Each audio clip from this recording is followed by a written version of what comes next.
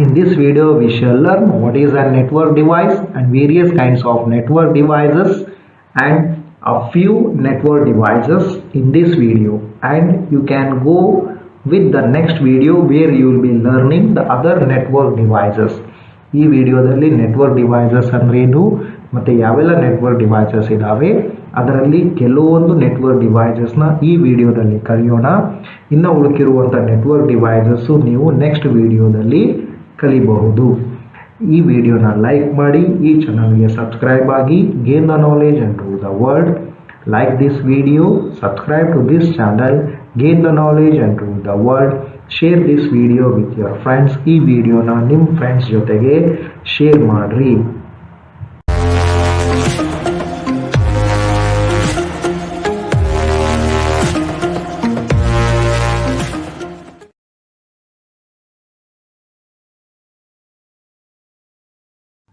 Network devices, the devices which are used for the purpose of transferring a data from one place to another place.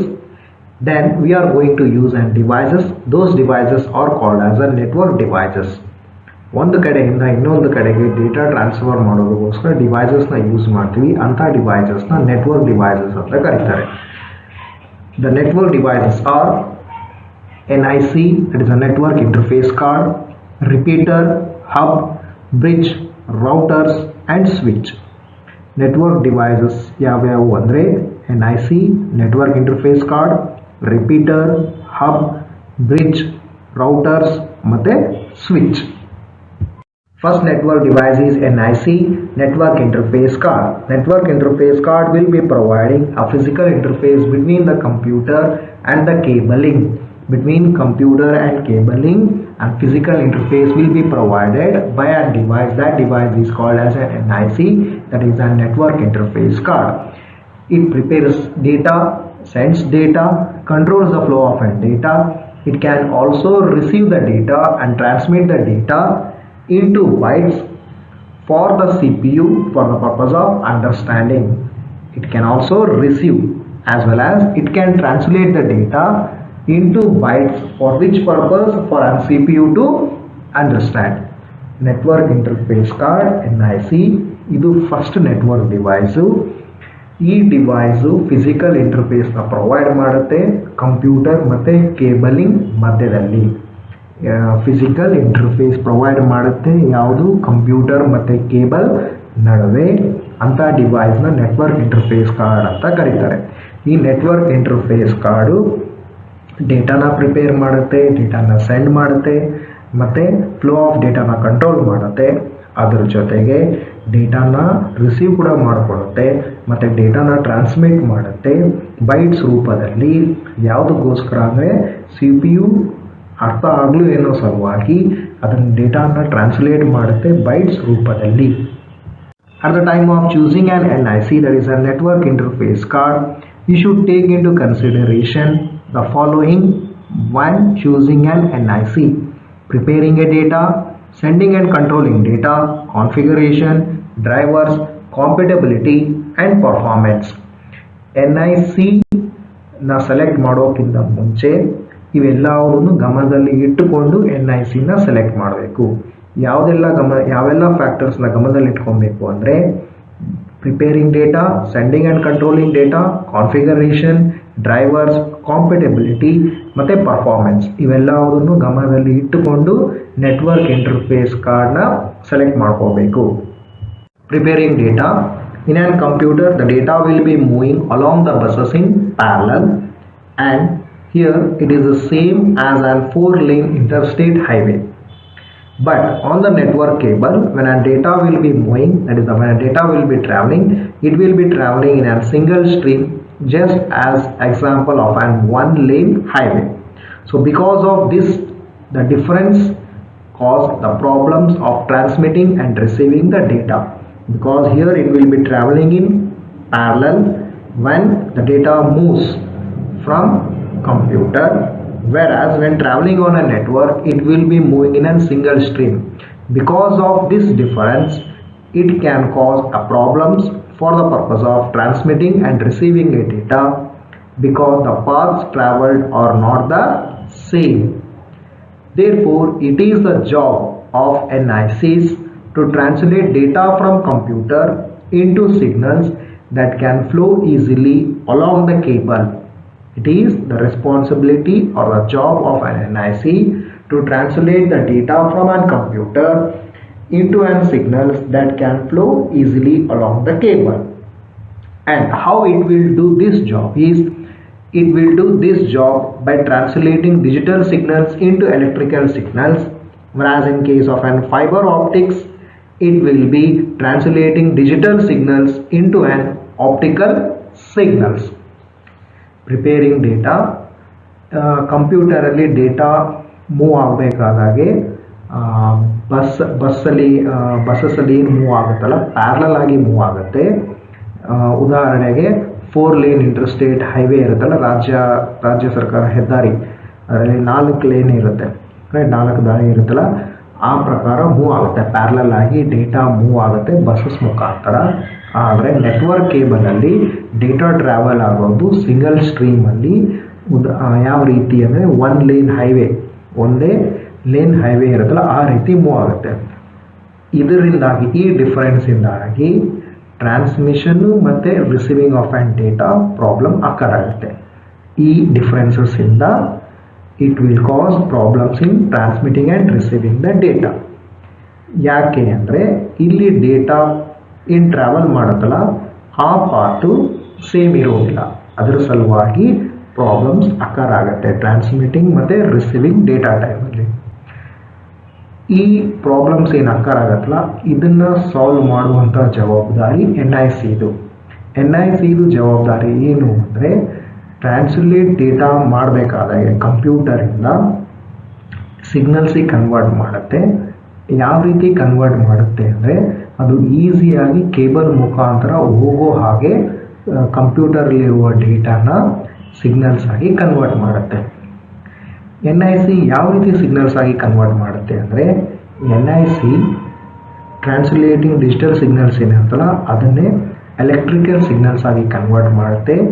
ಒಂದು ವೇಳೆ fibre optic cables ಏನಾದರೂ use ಮಾಡಿದರೆ ಅವಾಗ digital ಸಿಗ್ನಲ್ಸ್ನ optical signals ಆಗಿ convert ಮಾಡಿ translate ಮಾಡುತ್ತೆ, ಅಂದರೆ ಕೇಬಲಲ್ಲಿ ಈಸಿಯಾಗಿ ಫ್ಲೋ ಆಗೋ ರೀತಿಯಲ್ಲಿ.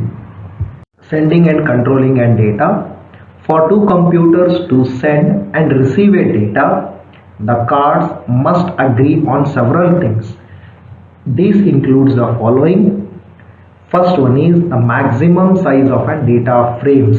That means the data frames should be of sizes, and those sizes should be of what values. The maximum size which a data frames can be used. The amount of data sent before giving confirmation. That is, before giving the confirmation, what amount of data has to be sent. The time needed between the transmissions and the amount of time needed to wait before sending confirmation. The amount of data a card can hold. Here the card is nothing but NIC, network interface card, so it can hold what amount of data, the speed at which the data transmit. These things has to be agreed by the devices, that is the computers which wants to send and receive the data by using an NIC. Sending and controlling data. ಎರಡು computers send ಮತ್ತು receive data ಮಾಡಬೇಕಾದಾಗೆ network interface card ಬಹಳಷ್ಟು things ಮೇಲೆ agree ಆಗಬೇಕಾಗುತ್ತೆ. ಅವೆಲ್ಲವು ಯಾವ್ಯಾವು ಅಂದರೆ data frames maximum ಎಷ್ಟು ಸೈಜ್ ಇರಬೇಕು, ಬಿಫೋರ್ ಕನ್ಫರ್ಮೇಷನ್ಗಿಂತ ಮುಂಚೆ ಎಷ್ಟು ಅಮೌಂಟ್ ಆಫ್ ಡೇಟಾನ ಸೆಂಡ್ ಮಾಡ್ಬೋದು, ಟ್ರಾನ್ಸ್ಮಿಷನ್ ಟೈಮ್ ಎಷ್ಟು ಬೇಕಾಗುತ್ತೆ, ಆಮೇಲೆ ಸೆಂಡಿಂಗ್ ಕನ್ಫರ್ಮೇಷನ್ಗಿಂತ ಮುಂಚೆ ಎಷ್ಟು ಅಮೌಂಟ್ ಆಫ್ ಟೈಮು ಬೇಕಾಗುತ್ತೆ ವೇಟ್ ಮಾಡೋದಕ್ಕೋಸ್ಕರ, ಆಮೇಲೆ ಎಷ್ಟು ಅಮೌಂಟ್ ಆಫ್ ಡೇಟಾನ ಕಾರ್ಡಲ್ಲಿ ಹೋಲ್ಡ್ ಮಾಡ್ಬೋದು, ಅಂದರೆ ಕಾರ್ಡಲ್ಲಿ ಸ್ಟೋರ್ ಮಾಡ್ಬೋದು. ಕಾರ್ಡ್ ಅಂದರೆ NIC ನೆಟ್ವರ್ಕ್ ಇಂಟರ್ಫೇಸ್ ಕಾರ್ಡಲ್ಲಿ ಎಷ್ಟು ಅಮೌಂಟ್ ಆಫ್ ಡೇಟಾನ ಸ್ಟೋರ್ ಮಾಡ್ಬೋದು, ಆಮೇಲೆ ಯಾವ ಸ್ಪೀಡಲ್ಲಿ ಡೇಟಾ ಟ್ರಾನ್ಸ್ಮಿಟ್ ಆಗುತ್ತೆ. In order to have a successfully transmission of a data on a network, you need to make sure that the network cards which have been used should be of the same type and they are connected to the same piece of a cable. Successful ಆಗಿ ಡೇಟಾನ transmit ಮಾಡಬೇಕು ನೆಟ್ವರ್ಕಲ್ಲಿ ಅಂದರೆ ನೀವು ಅಲ್ಲಿ use ಮಾಡಿರುವಂಥ network cards ಒಂದೇ ರೀತಿಯಾಗಿದೆ ಮತ್ತು ಆ ಕೇಬಲ್ ಏನು ಕನೆಕ್ಟ್ ಮಾಡಿದೆಯಲ್ಲ ಸೇಮ್ ಪೀಸ್ ಆಫ್ ಕೇಬಲ್ ಅಂದರೆ ಒಂದೇ ಥರದ ಕೇಬಲ್ ಮುಖಾಂತರ ಕನೆಕ್ಟ್ ಮಾಡಿದೆ ಅನ್ನೋದನ್ನು ಖಾತರಿಪಡಿಸಿಕೊಂಡು ಡೇಟಾನ ಟ್ರಾನ್ಸ್ಮಿಟ್ ಮಾಡೋಕ್ಕೆ ಪ್ರಯತ್ನಿಸಬೇಕು. ಆವಾಗ ಡೇಟಾ ಸಕ್ಸಸ್ಫುಲ್ ಆಗಿ ಟ್ರಾನ್ಸ್ಮಿಟ್ ಆಗುತ್ತೆ. ಯಾವಾಗ ಟ್ರಾನ್ಸ್ಮಿಟ್ ಆಗುತ್ತೆ ಅಂದರೆ ಯೂಸ್ ಮಾಡಿರುವಂಥ ನೆಟ್ವರ್ಕ್ ಕಾರ್ಡ್ಸು ಸೇಮ್ ಟೈಪ್ ಇರಬೇಕು, ಆಮೇಲೆ ಕೇಬಲ್ ಏನು ಕನೆಕ್ಟ್ ಮಾಡಿರುತ್ತಲ್ಲ ಡಿವೈಸಸ್ ಮಧ್ಯದಲ್ಲಿ ಆ ಕೇಬಲ್ಲು ಒಂದೇ ತರಹದ ಕೇಬಲ್ ಇರಬೇಕು. ಆವಾಗೇ ಡೇಟಾನ ಸಕ್ಸಸ್ಫುಲ್ ಆಗಿ ಟ್ರಾನ್ಸ್ಮಿಟ್ ಮಾಡ್ಬೋದು ನೆಟ್ವರ್ಕ್ ಮುಖಾಂತರ. Configuration. The NIC's configuration will be consisting of many things.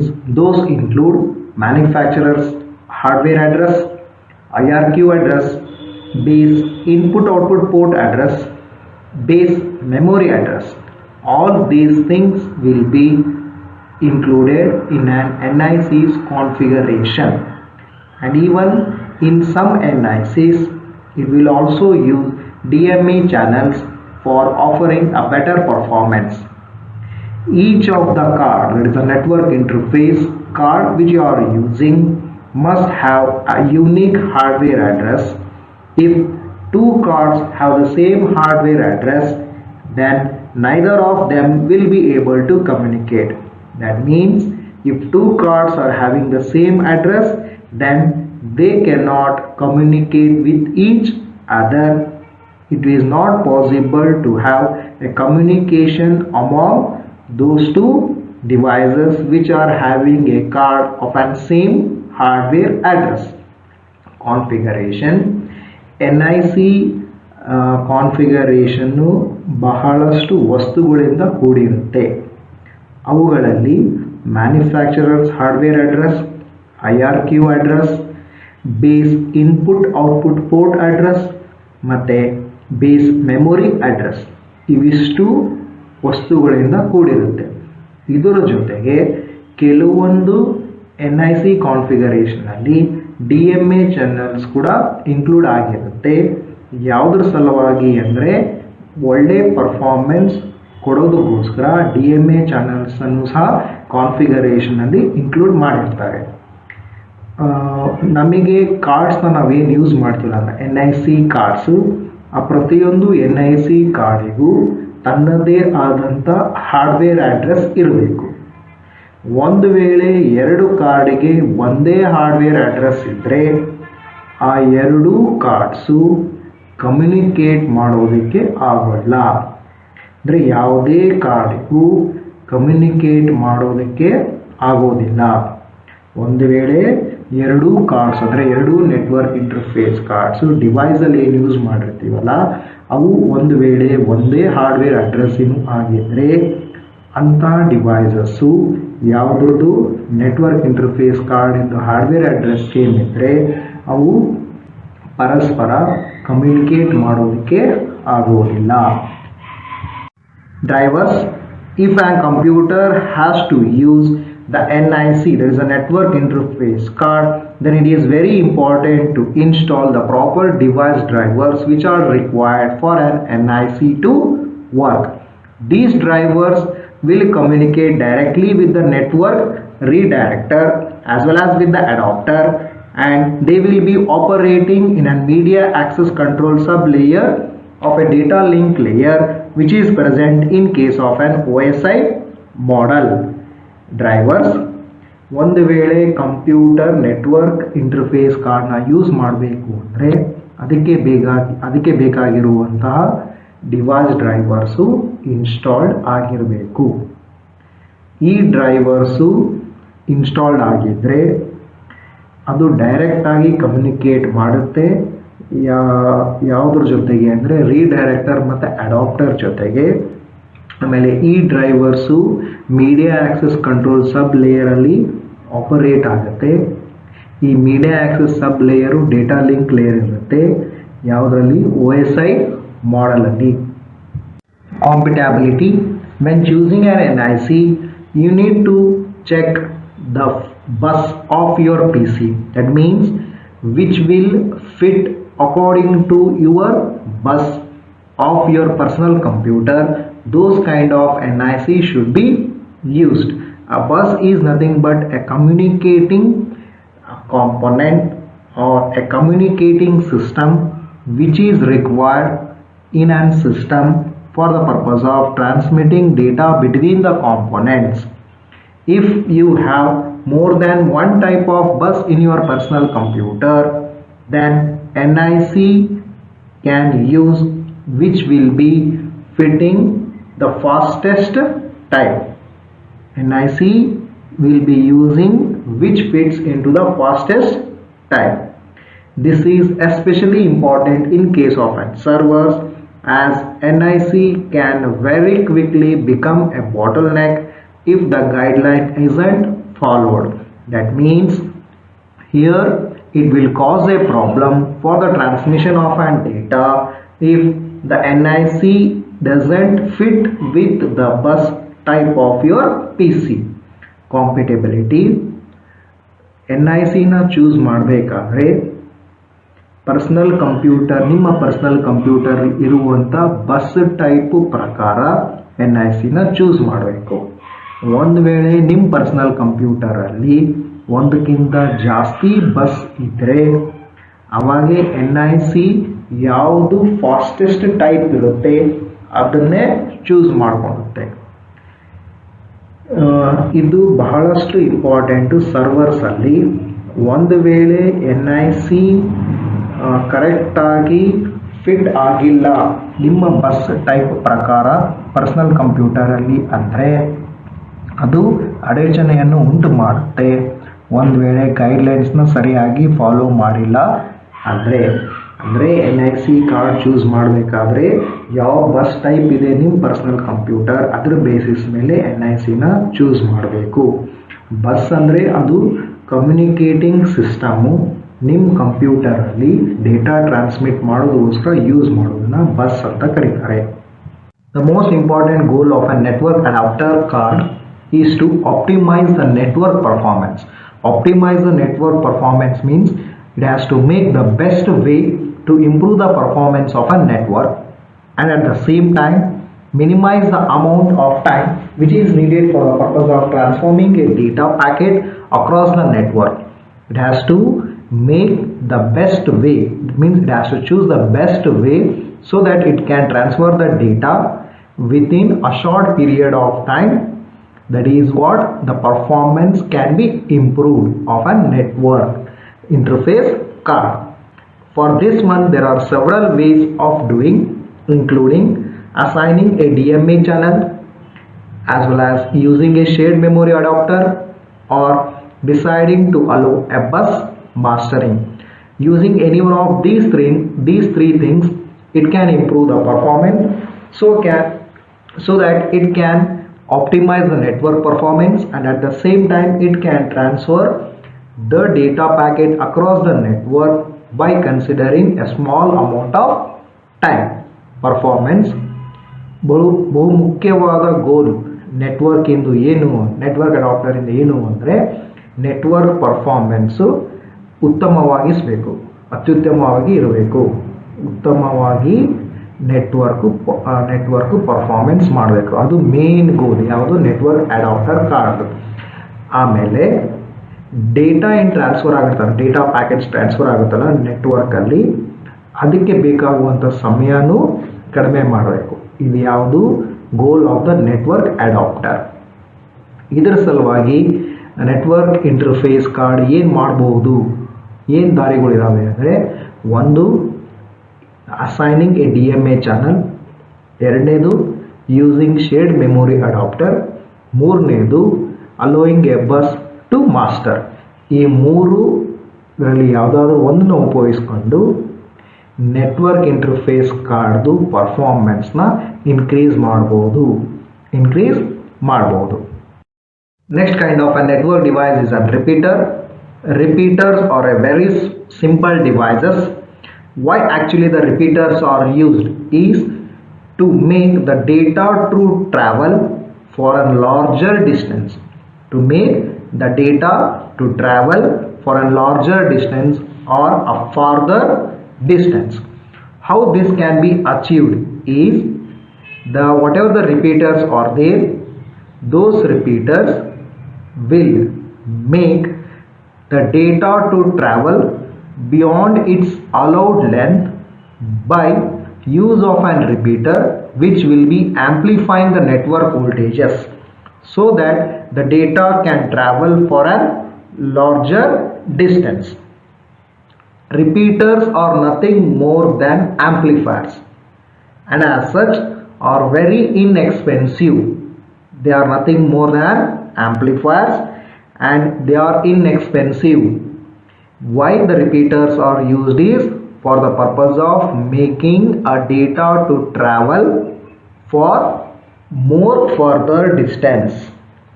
Repeaters can only be used to regenerate the signals between network segments. Repeaters can only be used to regenerate the signals, means whatever the signal has been generated, that signal will be again regenerated so that it can move for a larger distance or for a further travel between the similar network segments. Repeaters ಇದು second kind of network device. Repeaters ಬಹಳ simple devices. ಈ repeaters ಯಾವುದ್ರ ಸಲುವಾಗಿ use ಮಾಡ್ತೀವಿ ಅಂದರೆ ಡೇಟಾನ ಅದು ಹೋಗುವ ದಾರಿ ಏನಿರುತ್ತಲ್ಲ ಲೆಂತ್ ಭಾಳ ಚಿಕ್ಕದಿರುತ್ತೆ. ಅಂದರೆ ಡಿಸ್ಟೆನ್ಸ್ ಟ್ರಾವೆಲ್ ಆಗೋದು ಏನಿರುತ್ತಲ್ಲ ಆ ಡಿಸ್ಟೆನ್ಸ್ ಭಾಳ ಕಡಿಮೆ ಇರುತ್ತೆ. ಆ ಡಿಸ್ಟೆನ್ಸು ಟ್ರಾವೆಲ್ ಆಗೋದು ಇನ್ನೂ ಜಾಸ್ತಿ ಇರುತ್ತೆ ಅಥವಾ ಜಾಸ್ತಿ ಮಾಡಬೇಕಾಗಿರುತ್ತೆ. ಅದರ ಸಲುವಾಗಿ ನಾವು ರಿಪೀಟರ್ಸ್ನ ಯೂಸ್ ಮಾಡ್ತೀವಿ. ರಿಪೀಟರ್ಸ್ನ ಯೂಸ್ ಮಾಡೋದ್ರಿಂದ ಅದು ಏನು ಮಾಡುತ್ತೆ ಅಂದರೆ ರಿಪೀಟರ್ಸು ಸಿಗ್ನಲ್ ಏನಿರುತ್ತಲ್ಲ ಆ ಸಿಗ್ನಲ್ನ ಆಂಪ್ಲಿಫೈ ಮಾಡುತ್ತೆ. ಆಂಪ್ಲಿಫೈ ಮಾಡೋದ್ರಿಂದ ಡೇಟಾ ಮತ್ತೆ ಇನ್ನು ಸ್ವಲ್ಪ ಮುಂದೆ ಹೋಗುತ್ತೆ. ರೈಟ್, ಇದನ್ನು ಯಾವ ರೀತಿ ಮಾಡ್ತಾರೆ ಅಂದರೆ ರಿಪೀಟರ್ ಕೇಬಲಿಂಗ್ ಸಿಸ್ಟಮ್ ಏನಿರುತ್ತಲ್ಲ ಕೇಬಲಿಂಗ್ ಸಿಸ್ಟಮಲ್ಲಿ ಅದು ಎಷ್ಟು ಡಿಸ್ಟೆನ್ಸಿಗೆ ಹೋಗ್ಬೇಕಂತಿರುತ್ತೆ ಡೇಟಾ, ಅದನ್ನ ಇನ್ನೂ ಜಾಸ್ತಿ ಮಾಡುತ್ತೆ. ಯಾವುದರಿಂದ ಈ ರಿಪೀಟರ್ಸ್ ಮುಖಾಂತರ ಆಂಪ್ಲಿಫೈ ಮಾಡುತ್ತೆ. ಆದ್ದರಿಂದ ಏನಾಗುತ್ತೆ ಡೇಟಾ ಇನ್ನೂ ಸ್ವಲ್ಪ ಜಾಸ್ತಿ ಡಿಸ್ಟೆನ್ಸ್ವರೆಗೆ ಟ್ರಾವೆಲ್ ಆಗೋದಕ್ಕೆ ಉಪಯೋಗ ಆಗುತ್ತೆ. ರಿಪೀಟರ್ಸು ಬೇರೆ ಏನೂ ಅಲ್ಲ, ಜಸ್ಟ್ ಆಂಪ್ಲಿಫೈಯರ್ಸ್ ಇದ್ದಂಗೆ. ರಿಪೀಟರ್ಸ್ ಬೇರೆ ಏನೂ ಅಲ್ಲ, ಆಂಪ್ಲಿಫೈಯರ್ಸೇ. ಆಮೇಲೆ ಈ ರಿಪೀಟರ್ಸು ಬಹಳ ಕಡಿಮೆ ಎಕ್ಸ್ಪೆನ್ಸಿವ್, ಅಂದರೆ ಜಾಸ್ತಿ ಖರ್ಚಾಗೋದಿಲ್ಲ. ರಿಪೀಟರ್ಸ್ ಏನು ಮಾಡುತ್ತೆ ಅಂದರೆ ಆಲ್ರೆಡಿ ಸಿಗ್ನಲ್ ಏನಿರುತ್ತಲ್ಲ ಆ ಸಿಗ್ನಲ್ನ ಮತ್ತೆ ರೀಜನರೇಟ್ ಮಾಡುತ್ತೆ. ಯಾವುದಕ್ಕೋಸ್ಕರ ಅಂದರೆ ಆ ಡೇಟಾ ಮತ್ತೆ ಜಾಸ್ತಿ ಡಿಸ್ಟೆನ್ಸ್ವರೆಗೆ ಹೋಗಲಿ ಅನ್ನೋ ಸಲುವಾಗಿ ಮತ್ತೆ ರೀಜನರೇಟ್ ಮಾಡುತ್ತೆ. ಇದೇನು ಡೇಟಾ ರೀಜನರೇಟ್ ಮಾಡುತ್ತಲ್ಲ ಅದು ರೀಜನರೇಟ್ ಮಾಡೋದು ಸೇಮ್ ನೆಟ್ವರ್ಕ್ ಸೆಗ್ಮೆಂಟ್ಸಲ್ಲಿ, ಅಂದರೆ ಒಂದೇ ಥರದ ನೆಟ್ವರ್ಕ್ ಸೆಗ್ಮೆಂಟ್ಸಲ್ಲಿ ಆಲ್ರೆಡಿ ಜನರೇಟ್ ಆಗಿರುವ ಸಿಗ್ನಲ್ನ ಮತ್ತೆ ರೀಜನರೇಟ್ ಮಾಡಿ ಅದನ್ನೇ ಮತ್ತೆ ಸ್ವಲ್ಪ ಡಿಸ್ಟೆನ್ಸ್ವರೆಗೆ ಟ್ರಾವೆಲ್ ಆಗೋ ರೀತಿ ಮಾಡುತ್ತೆ. As I told, the repeaters are not just as an amplifiers or not but an amplifiers. They are used for the purpose of amplifying the signal, that is regenerating the signal within the same network segment. As an example, we can extend the Ethernet 10 network to 400 meters with a repeater, but cannot connect an Ethernet and a token ring together within one, because the network segment should be of same type. Then only we can use the repeater for the purpose of regenerating the signal so that it can move farther. The main disadvantage of the repeater is that they just amplify the signals. That means whatever the signals are there, those signals will be regenerated. Not only the network signal, Even the noise which is present in the wire will also be added when the repeater will be regenerating the network signals. Eventually, if we use enough repeaters, even it is possible that whatever the signal has to be present of a network, the network signal, that will be amplified a noise. That means as we use more and more number of repeaters, the original signal of a network will come down, whereas the amplified noise will be more, which is because of using more and more number of repeaters. For this reason, the repeaters are normally used as a temporary fix. ನಾವು ಅವಾಗೆ ಹೇಳಿದೆ ರಿಪೀಟರ್ಸು amplifiers ಇದ್ದ ಹಾಗೆ just ಸಿಗ್ನಲ್ನ regenerate ಮಾಡುತ್ತೆ ಅಂತ. ಮತ್ತು ಆ ರೀಜನರೇಟ್ ಮಾಡುವಂಥ ಸಿಗ್ನಲ್ಲು ಒಂದೇ ನೆಟ್ವರ್ಕಲ್ಲಿ ಯೂಸ್ ಆಗುತ್ತೆ. ಉದಾಹರಣೆಗೆ ನಾವು ಒಂದು ವೇಳೆ ಇಟರ್ನೆಟ್ 10/2 ನೆಟ್ವರ್ಕಲ್ಲಿ ಸಿಗ್ನಲ್ನ ರಿಪೀಟರ್ಸ್ನ ಯೂಸ್ ಮಾಡಿ ರೀಜನರೇಟ್ ಮಾಡಿದರೆ 400 ಮೀಟರ್ಸ್ವರೆಗೂ ಎಕ್ಸ್ಟೆಂಡ್ ಮಾಡ್ಬೋದು. ಆದರೆ ಇಂಟರ್ನೆಟ್ಟು ಮತ್ತು ಟೋಕನ್ ರಿಂಗು ಎರಡನ್ನೂ ಕನೆಕ್ಟ್ ಮಾಡಿ ರಿಪೀಟರ್ಸ್ ಯೂಸ್ ಮಾಡೋದಕ್ಕೆ ಬರೋದಿಲ್ಲ. ಯಾಕಂದರೆ ನೆಟ್ವರ್ಕು ಒಂದೇ ರೀತಿಯಾದ ಇರಬೇಕು. ಅಂದರೆ ಇಂಟರ್ನೆಟ್ ನೆಟ್ವರ್ಕ್ ಇದ್ದರೆ ಇಂಟರ್ನೆಟ್ಟೇ ಇರಬೇಕು, ಟೋಕನ್ ರಿಂಗ್ ನೆಟ್ವರ್ಕ್ ಇದ್ದರೆ ಟೋಕನ್ ರಿಂಗ್ ನೆಟ್ವರ್ಕೇ ಇರಬೇಕು. The network should be of on similar kind. If you are using a Ethernet, then it should be an Ethernet network itself. If you are using a token ring, then it should be of a token ring network itself. We cannot use a different segment network. You have to use the same kind of a network so that the repeater will be extending the network signals. Repeaters ಇಂದು main disadvantage ಏನು ಅಂದರೆ ಅದು just ಸಿಗ್ನಲ್ನ amplify ಮಾಡುತ್ತೆ. ನಾವಾಗೇ ಹೇಳಿದೆ ರಿಪೀಟರ್ಸು amplifiers ಇದ್ದ ಹಾಗೆ ಅಂತ. ಅಂದರೆ ಏನು ಸಿಗ್ನಲ್ ಏನಿರುತ್ತಲ್ಲ ಆ ಸಿಗ್ನಲ್ನ ಮತ್ತೆ ರೀಜನರೇಟ್ ಮಾಡುತ್ತೆ. ಅದು ಯಾವಾಗ ಸಿಗ್ನಲ್ನ ರೀಜನರೇಟ್ ಮಾಡುತ್ತಲ್ಲ ಆ ಸಿಗ್ನಲಲ್ಲಿ ಅಂದರೆ ಆ ನೆಟ್ವರ್ಕ್ ಸಿಗ್ನಲ್ಸ್ ಏನಿರುತ್ತಲ್ಲ ಆ ನೆಟ್ವರ್ಕ್ ಸಿಗ್ನಲಲ್ಲಿ ಈವನ್ ವೈರಲ್ಲಿರುವಂಥ ನಾಯ್ಸ್ ಕೂಡ ಆ್ಯಡ್ ಆಗುತ್ತೆ. ನೆಟ್ವರ್ಕ್ ಸಿಗ್ನಲ್ ಏನು ರೀಜನರೇಟ್ ಆಗುತ್ತಲ್ಲ ಅದರ ಒಳಗೆ, ಅಂದರೆ ರಿಪೀಟರ್ ಯಾವುದು ರೀಜನರೇಟ್ ಮಾಡುತ್ತೆ ಅದರಲ್ಲಿ ಮತ್ತೆ ವೈರಿಂದ ಬರುವಂಥ ನಾಯ್ಸ್ ಕೂಡ ಆ್ಯಡ್ ಆಗುತ್ತೆ. ನಾವು ಬಹಳಷ್ಟು ರಿಪೀಟರ್ಸ್ನ ಒಂದು ವೇಳೆ ಯೂಸ್ ಮಾಡಿದರೆ ಅದು ಯಾವ ರೀತಿ ಆಗುತ್ತೆ ಅಂದರೆ ಸಿಗ್ನಲ್ ಏನು ನಮಗೆ ಆಂಪ್ಲಿಫೈಡ್ ಸಿಗ್ನಲ್ ಏನು ಬರುತ್ತಲ್ಲ ಅಂದರೆ ರಿಪೀಟರ್ಸಿಂದ ಸಿಗ್ನಲ್ ರೀಜನರೇಟ್ ಆಗಿ ಬರುತ್ತಲ್ಲ, ಲಾಸ್ಟಿಗೆ ಯಾವ ರೀತಿ ಇರುತ್ತೆ ಅಂದರೆ ಅದರಲ್ಲಿ ಇರುವಂಥ ನೆಟ್ವರ್ಕ್ ಸಿಗ್ನಲ್ಲೇ ಕಡಿಮೆ ಇರುತ್ತೆ, ಬರೀ ನಾಯ್ಸೇ ಜಾಸ್ತಿ ಇರುತ್ತೆ. ಅಂದರೆ ಆಂಪ್ಲಿಫೈಡ್ ನಾಯ್ಸ್ ನೆಟ್ವರ್ಕ್ ರಿಪೀಟರ್ಸಿಂದ ಯಾವುದು ಕ್ರಿಯೇಟ್ ಆಗಿರುತ್ತಲ್ಲ ಅದೇ ಜಾಸ್ತಿ ಇರುತ್ತೆ, ನೆಟ್ವರ್ಕ್ ಸಿಗ್ನಲೇ ಕಡಿಮೆ ಆಗುತ್ತೆ. ಇದರ ಸಲುವಾಗಿ ನಾವು ರಿಪೀಟರ್ಸ್ನ ಟೆಂಪರರಿ ಪರ್ಪಸ್ ಆಗಿ ಯೂಸ್ ಮಾಡ್ತೀವಿ. ಅಂದರೆ ಟೆಂಪರರಿ ಫಿಕ್ಸ್, ಯಾವಾಗ ನಮಗೆ ಟೆಂಪರರಿ ಅರೇಂಜ್ಮೆಂಟ್ ಬೇಕಾಗಿರುತ್ತೆ ಅವಾಗ ಮಾತ್ರ ರಿಪೀಟರ್ಸ್ನ ಯೂಸ್ ಮಾಡ್ತೀವಿ. ಯಾಕಂದರೆ ರಿಪೀಟರ್ಸ್ ಜಾಸ್ತಿ ಯೂಸ್ ಮಾಡಿದರೆ ಒರಿಜಿನಲ್ ನೆಟ್ವರ್ಕ್ ಸಿಗ್ನಲ್ ಕಡಿಮೆ ಆಗುತ್ತೆ, ಬರ್ತಾ ಬರ್ತಾ ಅದರಲ್ಲಿ ಇರುವಂಥ ನಾಯ್ಸು ಜಾಸ್ತಿ ಆಗುತ್ತೆ. ಅದರ ಸಲುವಾಗಿ ರಿಪೀಟರ್ಸ್ನ ಟೆಂಪರವರಿಯಾಗಿ ಯೂಸ್ ಮಾಡ್ತೇವೆ. Diagrammatical representation of a repeater. This is the repeater diagrammatical representation. Next kind of a network device is an hubs. Hubs are the devices which are used to link several computers together. As you can see in this particular diagram, the various computers have been connected to the hub. What the hub will do is they will repeat any signal that comes in from any of the port and copy it to the other ports. It can also be said as broadcasting. Whatever comes in from any one of the port, the same thing it will be copying to the other ports. It is also called as an broadcasting. Next network device ಬಂದು ಹಬ್ಸು. ಹಬ್ಸು ಇದು network devices. ಇದನ್ನೇ ಬಹಳಷ್ಟು ಕಂಪ್ಯೂಟರ್ಸ್ನ link ಮಾಡೋ ಸಲುವಾಗಿ use ಮಾಡ್ತಾರೆ. ಈ ಡಯಾಗ್ರಾಮಲ್ಲಿ ನೀವು ನೋಡ್ಬೋದು ಬಹಳಷ್ಟು ಕಂಪ್ಯೂಟರ್ಸ್, ಇಲ್ಲಿ 8 ಕಂಪ್ಯೂಟರ್ಸ್ನ ಹಬ್ಬಿಗೆ ಕನೆಕ್ಟ್ ಮಾಡಲಾಗಿದೆ.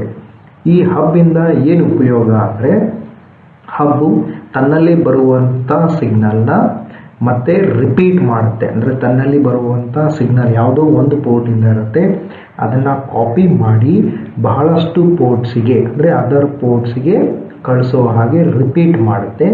ಇದನ್ನೇ ಬ್ರಾಡ್ಕಾಸ್ಟಿಂಗ್ ಅಂತ ಕರೀತಾರೆ. ಹಬ್ ಏನು ಮಾಡುತ್ತೆ, ತನ್ನಲ್ಲಿ ಬರುವಂಥ ಸಿಗ್ನಲ್ ಯಾವುದೋ ಒಂದು ಪೋರ್ಟಿಂದ ಬರುತ್ತೆ, ಅದನ್ನೇ ಬೇರೆ ಪೋರ್ಟ್ಸ್ಗೆ ಕಾಪಿ ಮಾಡುತ್ತೆ. ಇದನ್ನು ಬ್ರಾಡ್ಕಾಸ್ಟಿಂಗ್ ಅಂತಲೂ ಕರೀತಾರೆ. Hub will be repeating a signal which comes in from any of the port and copy it to the other ports. It is called as an broadcasting. The hubs are of two types, active hubs and passive hubs. First one, passive hubs.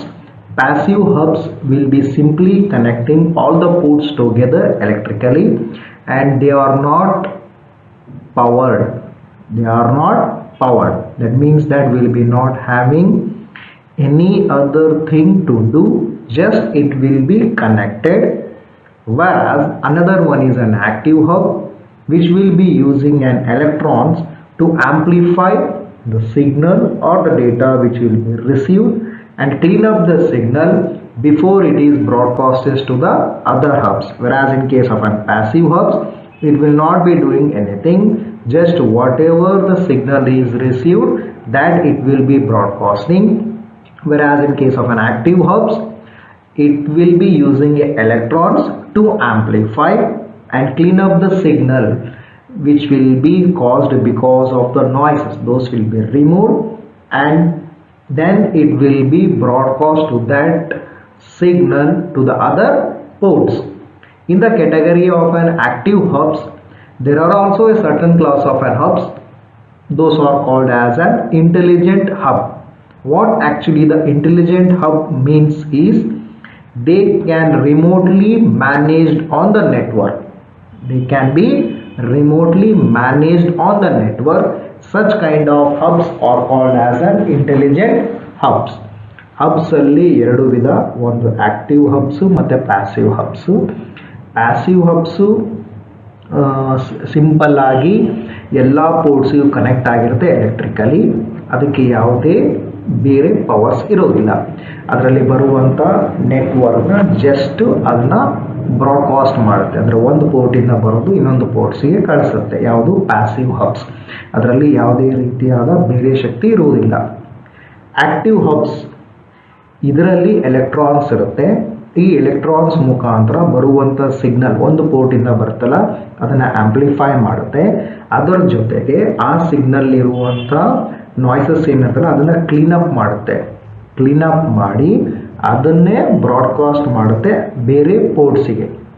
ಅಂದರೆ ತನ್ನಲ್ಲಿ ಬರುವಂಥ network ಸಿಗ್ನಲ್ನ amplify ಮಾಡಿ ಅದನ್ನೇ clean ಮಾಡಿ ತದನಂತರ ಬೇರೆ ಪೋರ್ಟ್ಸಿಗೆ broadcast ಮಾಡುತ್ತೆ. ಅಂದರೆ ಬೇರೆ ಪೋರ್ಟ್ಸಿಗೆ ಬ್ರಾಡ್ಕಾಸ್ಟ್ ಮಾಡೋಕ್ಕಿಂತ ಮುಂಚೆನೇ ಆ ಸಿಗ್ನಲ್ನ ಆಂಪ್ಲಿಫೈ ಮಾಡಿ ಮತ್ತು ಕ್ಲೀನ್ ಮಾಡುತ್ತೆ. ಈ ಆಕ್ಟಿವ್ ಹಬ್ಬಲ್ಲಿ ಇನ್ನೊಂದು ಕೆಟಗರಿ ಇದೆ. ಅಂಥ ಹಬ್ನ ಇಂಟೆಲಿಜೆಂಟ್ ಹಬ್ಸ್ ಅಂತ ಕರೀತಾರೆ. ಈ ಇಂಟೆಲಿಜೆಂಟ್ ಹಬ್ಸ್ ಅಂದರೆ ಏನು ಅಂದರೆ, ಇಂಟೆಲಿಜೆಂಟ್ ಹಬ್ಸು ರಿಮೋಟ್ ಆಗಿ ನೆಟ್ವರ್ಕ್ನ ಮ್ಯಾನೇಜ್ ಮಾಡುತ್ತೆ. Remotely managed on the network. ಅಂಥ ಹಬ್ಸ್ನ ಇಂಟೆಲಿಜೆಂಟ್ ಹಬ್ಸ್ ಅಂತ ಕರೀತಾರೆ.